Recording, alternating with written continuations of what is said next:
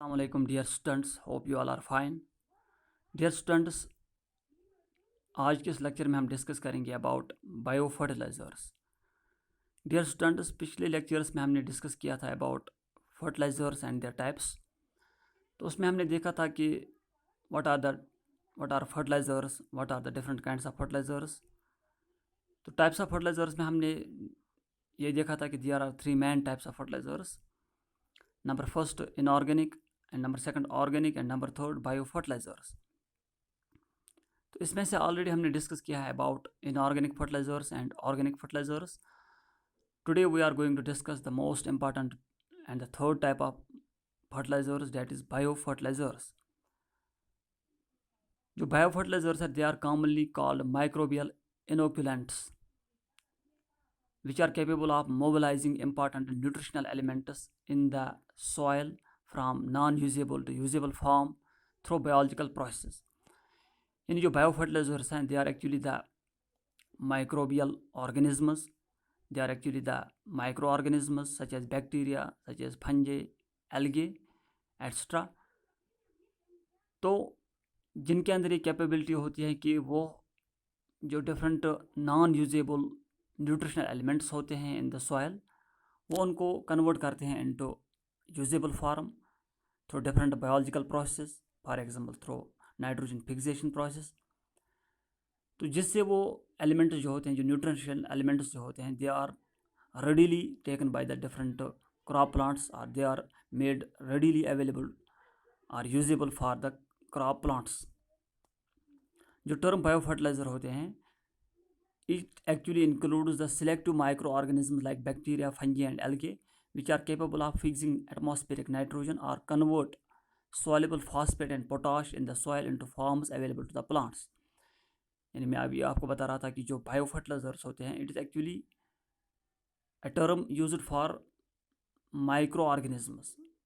For example bacteria, फंजे है, algae है, जिनके अंदर ये कैपेबिलिटी होती है कि वो जो न्यूट्रिशनल एलिमेंट्स होते हैं उनको कन्वर्ट करते हैं इनटू सॉल्युबल फॉर्म्स या अवेलेबल फॉर्म्स फॉर प्लांट्स.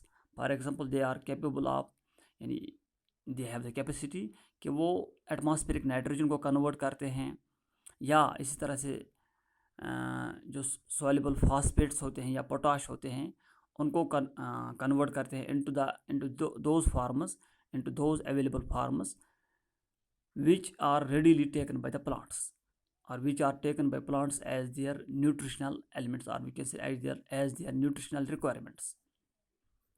तो इस तरह से हम देख सकते हैं कि जो माइक्रो ऑर्गेनिम्स होते हैं, ये जो बायो फर्टिलाइजर्स होते हैं, they play an important role in soil process that determine the plant productivity. यानी they are able to increase the soil productivity as well as plant, and they are able to increase the soil, we can say fertility, thereby increasing the plant productivity. तो जो bacteria generally अगर हम देखें जो soil में होते हैं, they are generally free living bacteria. इसके अलावा हम देखते हैं there are some bacteria which are able to, we can say, जो सपोर्ट करते हैं प्लांट ग्रोथ को indirectly. For example there are bacteria which are able to improve growth restricting conditions by production of antagonistic substances or by inducing resistance against the plant pathogens. यानी जो bacteria soil में होते हैं, जिनको हम bio fertilisers के तौर पर इस्तेमाल कर सकते हैं, या जो हमारे बायो फर्टिलाइजर्स बनते हैं, वो या तो फ्री लिविंग बैक्टीरिया होते हैं जो वहाँ पे कन्वर्ट करते हैं नाइट्रोजन को इनटू द, और अदर जो फॉस्फेट्स है, पोटाश होता है, उनको कन्वर्ट करते हैं into soluble available forms for plants, या वो इनडायरेक्टली प्लांट ग्रोथ को, we can say, plant growth को सपोर्ट करते हैं बाय मीन्स ऑफ कि वो ऐसी कंडीशंस वहाँ पे प्रोवाइड करते हैं जो होती हैं which are improving the growth of the plants. और फॉर एग्जांपल वो क्या करते हैं वहाँ पे रेजिस्टेंट बनते हैं, they are inducing substances, they are producing substances which are killing the plant pathogens. तो जब प्लांट पैथोजेनस वहाँ पे किल होते हैं सॉइल में, तो उससे प्लांट्स की ग्रोथ भी इंक्रीज होती है. तो या तो वो डायरेक्टली बेनिफिट होते हैं प्लांट्स के लिए जो बैक्टीरिया होते हैं इन द सॉइल, या तो वो directly as bio fertilizers we can say plants के लिए बेनिफिशियल होते हैं, या वो कुछ ऐसे प्रोडक्ट्स या कुछ ऐसे हम कह सकते हैं सब्सटेंस रिलीज़ करते हैं इन द सॉइल, जिससे वो प्लांट्स की ग्रोथ के लिए कंडीशंस को सूटेबल बनाते हैं, जैसे वो किल करते हैं प्लांट पैथोजेंस को। तो ये जो माइक्रोबियल इनोकुलेंट्स होते हैं या ये जो माइक्रो ऑर्गेनिज्म या बायो फर्टिलाइजर्स होते हैं, ये एक राइजोस्फीयर बनाते हैं, एक इंटरेक्शन बनाते हैं with the roots of higher plants. तो उससे क्या होती हैं, वहाँ पे प्लांट की ग्रोथ और डेवलपमेंट होती है। ये जो बैक्टीरिया होते हैं वहाँ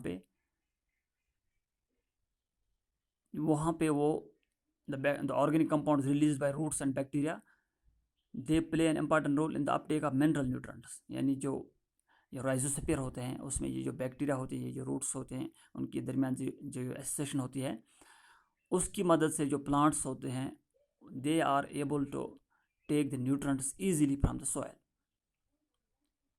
सिमिलरली जो राइजोस्फीयर में बैक्टीरिया होते हैं, they are able to produce hormones that have direct effects on the higher plants। तो अगर यहाँ पे हम एक लाइन में डेफिनेशन देखें इस बायो फर्टिलाइजर की, तो हम कह सकते हैं कि bio fertilizers are most commonly referred to the use of soil micro organisms to increase the availability and uptake of mineral nutrients for plants.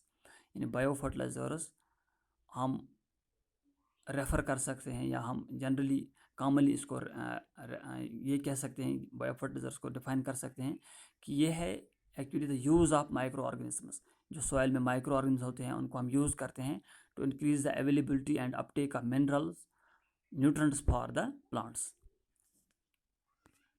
उसके बाद है टाइप्स ऑफ बायो फर्टिलाइजर्स। तो यहाँ पे कुछ bio fertilizer, common types of bio fertilisers जो available है farmers के लिए इन वेरियस कंट्रीज़, उनको हम डिस्कस करते हैं। नंबर फर्स्ट उसमें आता है नाइट्रोजन फिक्सिंग बायो फर्टिलाइजर्स। इसमें जो माइक्रो ऑर्गेनिज्म आते हैं they are rhizobium, bradyrhizobium, azospirillum and azotobacter. These are some of the microorganisms which are able to fix the nitrogen, and they are used as nitrogen fixing bacteria or biofertilizers। Similarly जो दूसरा type है इसके, they are phosphorus solubilizing biofertilizers, PSBs। यानी इसमें आता है micro organism जैसे Bacillus, Pseudomonas and Aspergillus. इस तरह से जो थर्ड टाइप है that is potassium mobilizing biofertilizer. इसमें आता है फ्रूटेरिया ओरिएंटा। तो जो फ्रूटेरिया ओरिएंटा है, it is also an micro organism that is used to we can say mobilize और convert the potash, or we can say potassium rich substances, the compound into compounds which are readily available for plants for their nutritional requirements। इस तरह से इसका एक और type है that is plant growth promoting bio fertilizers. इसमें आता है माइक्रो ऑर्गेनिज्म जैसे सीडोमोनास। तो उसके बाद हम देखते हैं जो बायो फर्टिलाइजर्स हैं उनकी क्या एडवांटेज है। हम देखते हैं जो बायो फर्टिलाइजर्स है they have some definite advantage over the chemical fertilizers. जो बायो फर्टिलाइजर्स होते हैं अगर हम इनको यूज़ करते हैं effectively, they can enrich the soil, they are costless than the chemical fertilizers. जो हम केमिकल फर्टिलाइजर इस्तेमाल करते हैं उनके बरअक्स अगर हम देखें bio fertilizer, they effectively enrich the soil as well as they are costless. और जो बायो फर्टिलाइजर्स होते हैं they do not harm our environment and they do not deplete the nature non renewable energy resources. But अगर हम chemical fertilizers की बात करें तो they are harmful to the environment, they are depleting, they are by their we can say production we are depleting our non-renewable energy resources। उसके बाद अगर हम देखें केमिकल फर्टिलाइजर जो होते हैं they generally supply the nitrogen to our plants, but जो bio fertilisers होते हैं they provide in addition to nitrogen, or we can say in addition to nitrogen requirements, they provide our crop plants with growth promoting substances like hormones, vitamins and amino acids। तो इस तरह से अगर हम देखें जो बायो फर्टिलाइजर्स होते हैं they in addition to providing these growth promoting substances, they are able to supply the nitrogen continuously throughout the entire period of plant growth.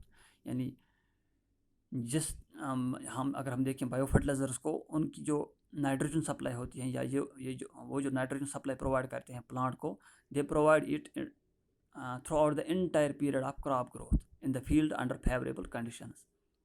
यानी जब तक हमारा क्रॉप उस फील्ड में रहता है तब तक कंटिन्यूसली उसको जो नाइट्रोजन की हम कहेंगे रिक्वायरमेंट होती है that is made available for that plant by means of bio fertilizers.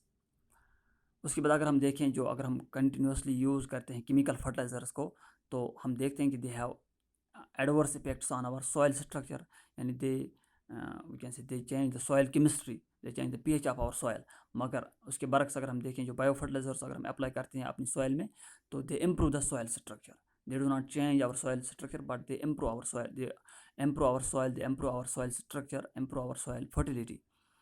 उसके बाद अगर हम देखते हैं जो केमिकल फर्टिलाइजर्स होते हैं, दे आर, अगर हम उनको हाई डोजेस में इस्तेमाल करते हैं, हायर अमाउंट्स में इस्तेमाल करते हैं, they may prove toxic to our plants. लेकिन अगर हम बायो फर्टिलाइजर्स को देखते हैं, they have no toxic effects. तो यहाँ पे हम आज हमने डिस्कस किया bio fertiliser, their types and advantages. तो इसके साथ ही हमने जो हमारा टॉपिक था फर्टिलाइजर्स को कंप्लीट किया। तो hope you have understood. Thank you.